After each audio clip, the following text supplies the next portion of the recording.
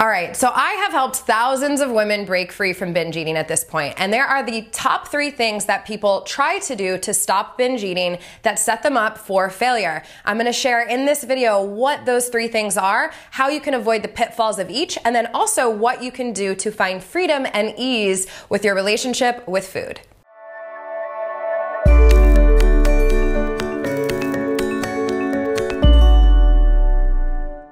I'm Brittany Brown, founder of Beating Binge Eating and leader of the Food Freedom Forever Mastermind and Movement. Not only have I helped thousands of women break free from binge and emotional eating, but I've also transformed my own struggle. I literally was in the trenches of binge restrict, binge therapy, binge whatever for over 12 years. And along the way, I found a lot of tools that really worked for little bits of it, but I never really had this system. And so I want to talk with you today about the different tools that people use. And maybe there are some good things in those tools, but a lot of them also leave people feeling stuck, leave people feeling broken, leave people in the cycle longer and making things worse. And I want you to be able to avoid these mainstream methods that are touted as the end-all be-all solution at all costs, so you don't get stuck in the trap like I was for 12 plus years, and so you can find freedom. Solution number 1 that so many people go to is therapy and/or deep emotional work. And so standalone therapy is not bad. And if there's a mental health condition going on, trauma in the past, things like that, yes, please get the help that you need.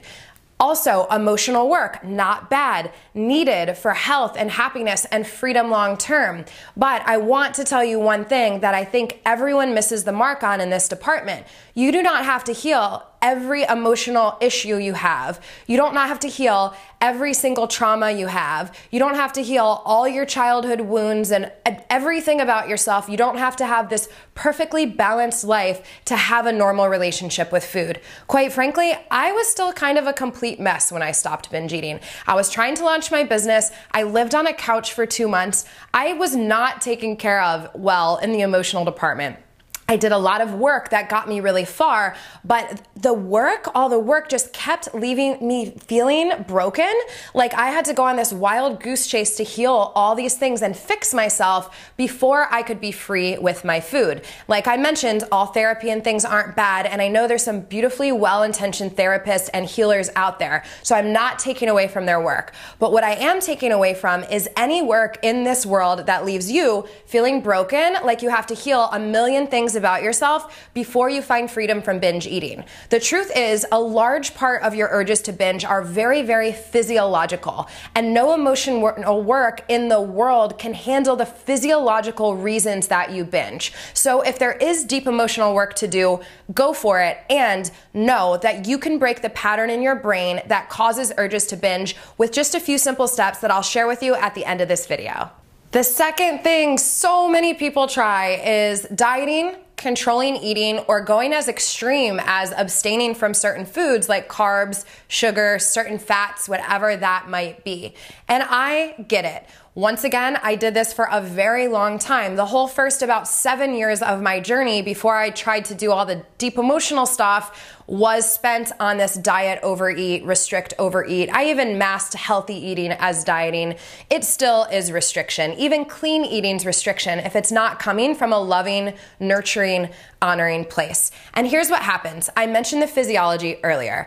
If you are dieting, controlling, anything like that, it is going to kind of flip on these survival mechanisms in the brain. We call it the binge switch here. It's gonna flip these on, and this drives you to think about food, eat uncontrollably, crave things, all those forbidden foods that you're trying to abstain from, and really conditions you to have tunnel vision on food, which means you're going to feel more out of control with food. So the short little bit of information I want you to take from this point is the more you try to control your eating, the more out of control you're going to feel. And I get it. I know it's scary to think about giving up control, but through the giving up control and really reconnecting back with yourself, as well as breaking those patterns in the brain that are causing you to binge eat, that is where true freedom lies.